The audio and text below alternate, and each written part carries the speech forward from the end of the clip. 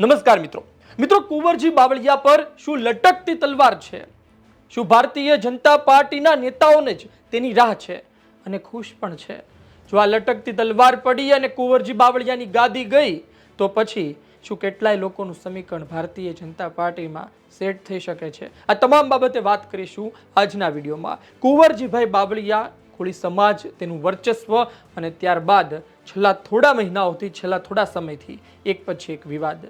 વાત એ છે કે કુંવરજીભાઈ બાવળિયા સમય સાથે પોતાની છટા બદલી રહ્યા છે.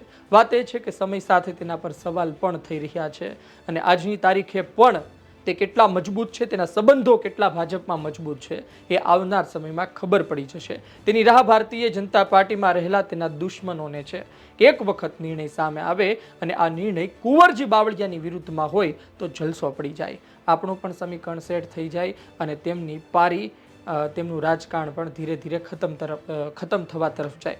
મૂળ વાત એ છે કે ભારતીય જનતા પાર્ટી 5 થી 6 મંત્રીઓને પડતા મૂકી શકે છે. કુંવરજીભાઈ બાવળિયાનું શું થશે તે સવાલ છે. કોળી સમાજથી આવતા બે દિગ્ગજ નેતા, એક તો કુંવરજીભાઈ બાવળિયા છે, બીજા પરસોત્તમભાઈ સોલંકી છે. પરસોત્તમભાઈ સોલંકીને કદાચ 2027 સુધી કન્ટિન્યુ રાખે, આમ પણ 1.5 વર્ષ છે અને ત્યારબાદ કદાચ તેઓ વિધાનસભા ચૂંટણી ન લડે તો પછી ધારાસભ્ય ન હોય તો મંત્રી કઈ રીતે બનશે? અત્યાર સુધી રાખ્યા છે તો હવે 2 વર્ષ વધુ. આવું વિચારી કદાચ પરસોત્તમભાઈ સોલંકીને કન્ટિન્યુ ભાજપ રાખી શકે, પરંતુ કુંવરજીભાઈ બાવળિયાને લઈ સવાલો થઈ રહ્યા છે. કુંવરજીભાઈ બાવળિયા આજની તારીખે કોળી સમાજના મોટા મોટા નેતાઓ હોય, કોળી સમાજના દિગ્ગજો હોય, તેની સાથે ખૂબ સારા સંબંધો ધરાવે છે. કોળી સમાજના રાજકારણમાં ન હોય તેવા આગેવાનો સાથે પણ સારા સંબંધો ધરાવે છે. તેમની કામ કરવાની પ્રણાલી અલગ છે, લોકોના કામ થઈ રહ્યા છે અને તે જાહેર મંચથી એ બોલે પણ છે કે કુંવરજીભાઈ બાવળિયાએ જે કામ કર્યા ને એ કોઈ ન કરી શકે.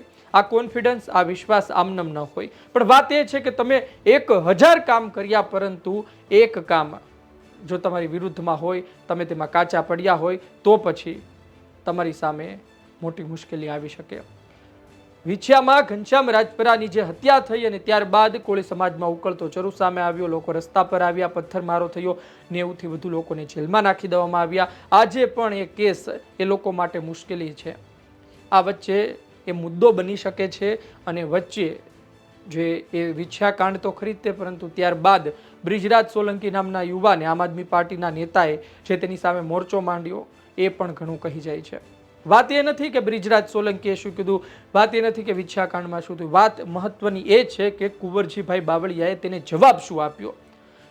તું તારા ભાણાની કર, તમારી પેઢી, પછી તું તારા બાપુજી શું કર્યું સમાજને ખબર છે. કૂતરું મારા પગ ચાટવા આવે તો મારે એનો પગ ચાટવા ન જવાય. એક હદથી બહાર જઈને કુંવરજીભાઈ બાવળિયા બોલ્યા. કેબિનેટ મંત્રી આ પ્રકારનું ન બોલે. આ પ્રકારનું બોલવું પડ્યું તેની પાછળનું કારણ શું મંત્રી પદની ખુરશી છે? શું ખખડાવવામાં આવ્યા? અમે અમુક લોકોને ફોન કર્યા હતા, તેમાંથી માહિતી અમને એ મળી છે કે કુંવરજીભાઈ બાવળિયાને CR પાટીલે ખખડાવ્યા હોય તેવી પણ માહિતી મળી છે. તેમનો જે કાર્યભાર છે, મંત્રી પદની તેમની જવાબદારી છે, તેમને લઈને પણ અને તેમના વિસ્તારને લઈને પણ.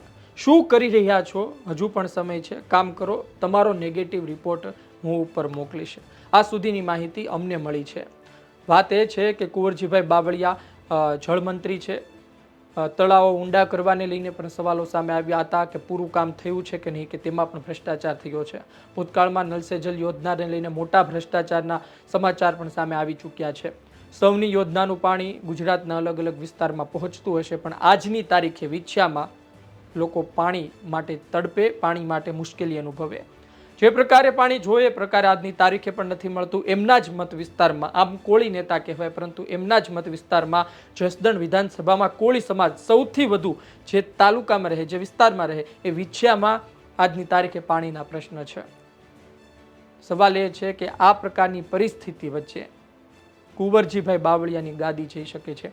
જુઓ, અગુડગુ છે કુંવરજીભાઈ બાવળિયાનું, કારણ કે કુંવરજીભાઈ બાવળિયાનો વિકલ્પ ગોતવો એ પણ ભાજપ માટે મુશ્કેલ છે.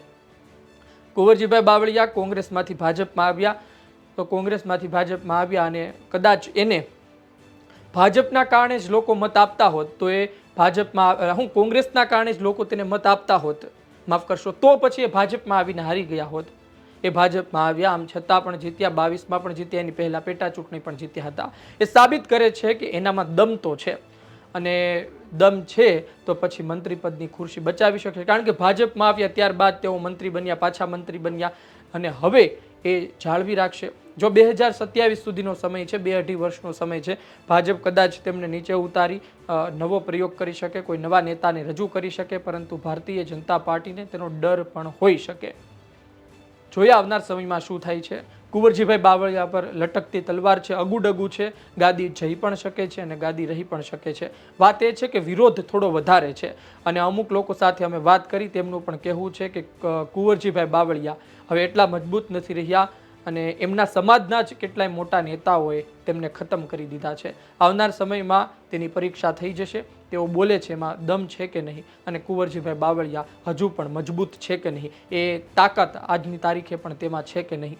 વર્ષોથી જીતે છે, 30-35. તમે વિચારો કે 1990ની વાત, એ જનતા દળની ચૂંટણી લડ્યા, હાર્યા, પછી સીધા કોંગ્રેસમાંથી ચૂંટણી લડે છે, વર્ષોથી જીતે છે, ભાજપમાં આવ્યા, એટલે વર્ષોથી બોટાદ ચૂંટણી હારી ગયા હતા 2012માં વિધાનસભા ચૂંટણી, સાંસદ પણ રહ્યા, એટલે કે એમને ખબર છે બધી કે કઈ રીતે ચૂંટણી લડાય, કઈ રીતે જીતાય. પણ આજની તારીખે જો કોળી સમાજથી કોઈ મોટા નેતાને બેસાડવાની વાત આવે, કોઈને તક આપવાની વાત આવે, તો કુંવરજીભાઈ પર લટકતી તલવાર છે એ કહી શકાય. આપનું શું કહેવું છે? 100% આપ એક વાત સાથે સહમત હો તો કોમેન્ટ બોક્સમાં આપની વાત જરૂરથી મૂકજો. આપ 100% એક વાત કહી શકો કે ભાઈ 100%ની વાત છે, આ વસ્તુ થવા જઈ રહી છે અને તેનું કારણ આ છે. અમારી પાસે જે વાવડ હતા એ અમે આપની વચ્ચે મૂક્યા. આપનો અભિપ્રાય કોમેન્ટ બોક્સમાં જરૂરથી આપજો. આ વિડીયો પસંદ આવ્યો હોય, માહિતી પસંદ આવી હોય, લાઈક કરજો, શેર કરજો. ધન્યવાદ.